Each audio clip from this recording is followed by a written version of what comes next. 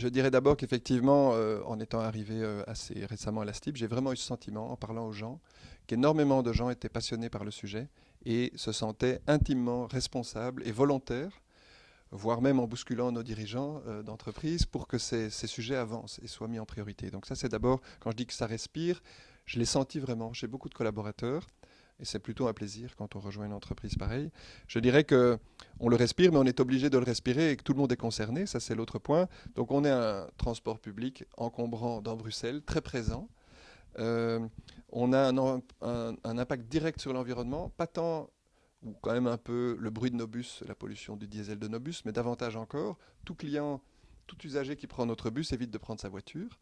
Et donc, c'est un impact majeur, en fait, au niveau environnemental. On est un employeur majeur à Bruxelles, pour ne pas dire le premier, ça dépend un peu comment on compte. On est au cœur de... Donc voilà, on est vraiment au cœur de toutes les problématiques de développement durable, de par notre métier. Et dans tous les secteurs, tous les types de personnel y sont confrontés. Que ce soit le personnel de conduite, que ce soit les agents qui sont en contact avec les quartiers ou qui circulent dans les stations, que ce soit les ingénieurs qui doivent designer des solutions écologiques. J'ai vraiment le sentiment qu'énormément de gens sont confrontés à ce sujet. J'en ajouterai un dernier, c'est l'accessibilité, dont on a peu parlé. C'est essentiel pour nous que des personnes à mobilité réduite puissent accéder à nos différents services. On pense souvent aux handicapés, on pense moins aux dames, aux femmes qui ont des poussettes ou hommes qui poussent leurs poussettes, etc. Donc c'est aussi un aspect de responsabilité où on est tout à fait concerné. Dans le bus ce matin, il y avait deux poussettes qui bouchaient le chemin. Voilà, ce sont des choses, des réalités qui font que tout le monde est concerné et que vraiment ça respire à la STIB.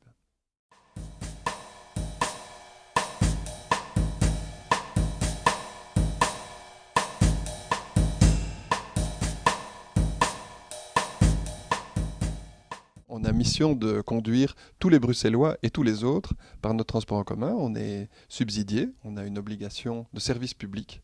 Donc, a priori, d'abord, on est neutre, on est censé transporter tout le monde. Mais évidemment, on peut, pour revenir sur les travailleurs qui se rendent à leur lieu de travail depuis leur domicile, qui viennent de l'extérieur et on les appelle souvent navetteurs, ou qui viennent de l'intérieur et qui se déplacent d'un bout à l'autre de Bruxelles, c'est une clientèle très importante pour nous, qui représente au moins 25% de nos voyages. Et donc, c'est clair qu'on lui attribue une importance forte. Quand on mesure la satisfaction client, à nouveau, on l'analyse sur la totalité de nos voyages, mais cela pèse beaucoup, pèse pour beaucoup. Et quand ils sont serrés dans le métro, ils nous le disent. Et donc, quand on prend des mesures, c'est pour eux. Et je dirais en renforcement de ça, c'est les travailleurs, en particulier, sont des gens qui utilisent nos transports pendant les heures de pointe. Ce sont aux heures de pointe que les problèmes de congestion dans nos métros, nos trams et nos bus se matérialisent le plus. Et quand on investit, c'est souvent pour désengorger ces pointes. Et donc finalement, nos investissements sont pas mal reliés aux travailleurs.